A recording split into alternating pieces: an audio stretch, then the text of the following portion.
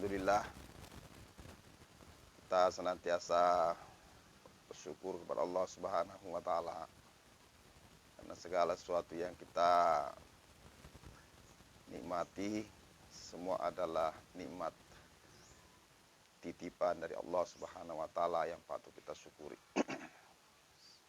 Salawat dan salam kita kirimkan untuk junjungan Nabi besar kita Muhammad sallallahu alaihi wasallam. Saudara-saudara sekalian, hingga saat ini perbincangan, diskusi pro dan kontra berkaitan dengan ijazah Bapak Presiden Joko Widodo masih terus bergulir. Bahkan sudah masuk di meja persidangan. Meski demikian, di masyarakat pro dan kontra ini masih terus berlanjut. Saya kira sebagai warga negara yang baik, alangkah bijaknya kita tinggal menunggu saja keputusan pengadilan.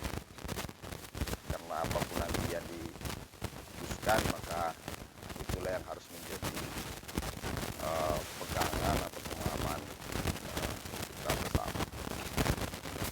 Terlepas dari pro dan kontra terkait dengan ijazah Bapak Presiden, apakah asli atau palsu, saya kira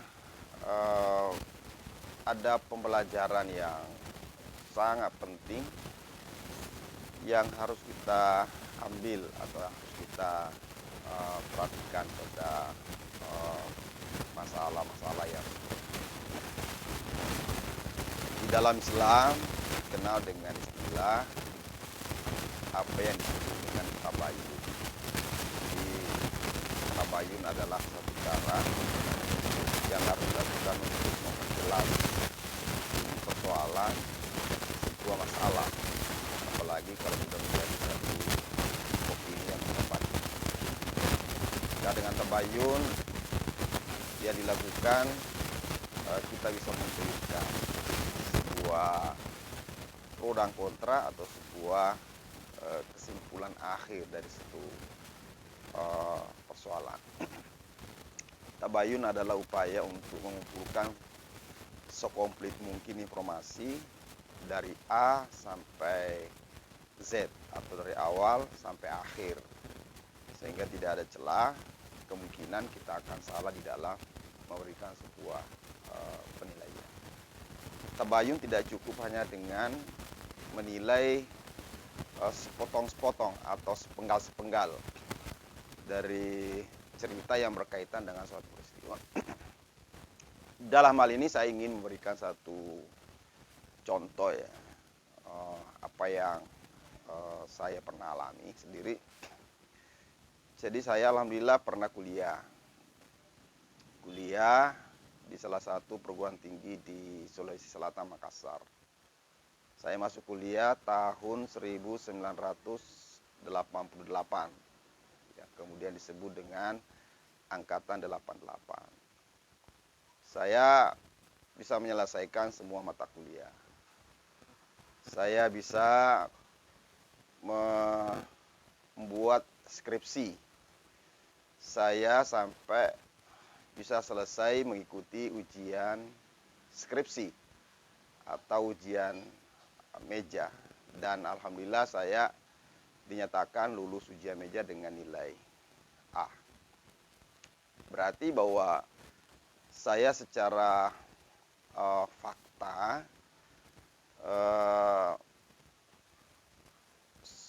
merampungkan seluruh rangkaian perkuliahan di kampus. Pertanyaannya adalah, apakah dengan itu lalu kemudian saya pasti memiliki ijazah?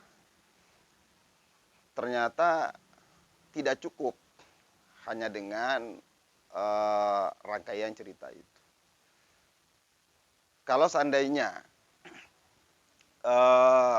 akan ditanyakan kepada berbagai pihak tentang saya di kampus, maka akan banyak sekali yang memberikan testimoni. Nah, misalnya mulai dari teman kuliah saya, teman seangkatan, atau mungkin yang sebelum saya dan sesudahnya. Lalu kemudian pasti dosen mata kuliah yang masih hidup, yang dulu ya mengenal saya, atau dosen pembimbing, kemudian dosen penguji, dan bahkan teman skripsi. Ya, karena dulu saya membuat skripsi itu satu judul, 2 mahasiswa. Saya berkawan 2 orang membuat satu skripsi dan saya maju ujian meja berdua. Nah, jadi tentu kawan ini akan memberikan testimoni yang sangat kuat bahwa memang benar-benar saya menyelesaikan seluruh rangkaian mata kuliah di kampus. Namun demikian, saudara sekalian, hingga saat ini saya tidak memiliki ijazah. Karena sejak selesai mata kuliah dan ujian meja, saya tidak pernah serius mengurusi atau mengambil ijazah di kampus. Dan sampai sekarang ijazah itu masih ada di kampus. Maka apa yang perlu kita perhatikan dari contoh cerita seperti ini, bahwa tidak cukup untuk meyakinkan seseorang itu bahwa saya pasti punya ijazah hanya karena ada teman kuliah, ada dosen pembimbing, ada dosen penguji, ada teman skripsi. Belum cukup. Haruslah dibuktikan sampai di ujung prosesnya, yakni benar-benar bahwa kita menyelesaikan seluruh administrasi yang berkaitan dengan ijazah dan kita mengeluarkan ijazah. Nah, inilah contoh bahwa bagaimana sebuah kesimpulan harus diambil dengan serangkaian peristiwa yang berkaitan dengan masalah itu dari awal sampai ujung, sampai akhir. Nah, baru kemudian kita bisa mengambil kesimpulan yang pasti. Nah, kalau hanya sepenggal-sepenggal, sepotong-sepotong, apalagi potongannya hanya sekedarnya, maka itu sama sekali tidak akan memberikan satu kepastian terhadap kesimpulan untuk menilai sesuatu.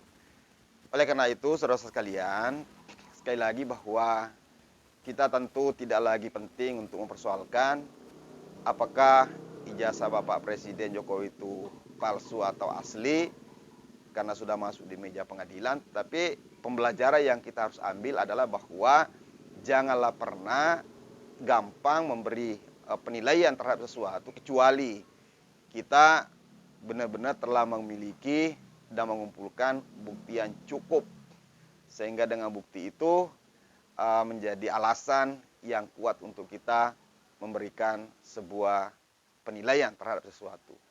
Terhadap apapun itu, ya, yang akan kita berikan satu penilaian, maka hendaknya tradisi tabayyun sebagaimana yang dituntunkan oleh Allah Subhanahu wa taala itu hendaknya kita benar-benar perhatikan.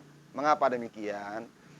Karena kelak nanti di akhirat ada pertanggungjawaban yang harus kita berikan kepada Allah Subhanahu wa taala. Bisa dibayangkan kalau kita membangun satu opini yang salah lalu kemudian menyebar di tengah-tengah kehidupan masyarakat, lalu kemudian opini itu dijadikan pegangan untuk menyikapi sesuatu, padahal ternyata apa yang kita opinikan itu adalah sesuatu yang salah, maka pertanggungjawabannya di hadapan Allah sungguh sangatlah berat.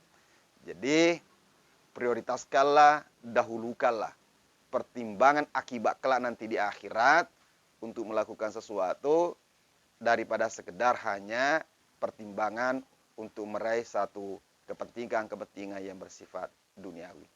Mudah-mudahan dengan ini kita semua akan terbebas dari berbagai isu-isu yang mengarah kepada fitnah yang bisa mengakibatkan adu domba yang terjadi di dalam kehidupan masyarakat kita. Sekian, mudah-mudahan ada manfaatnya. Assalamualaikum warahmatullahi wabarakatuh.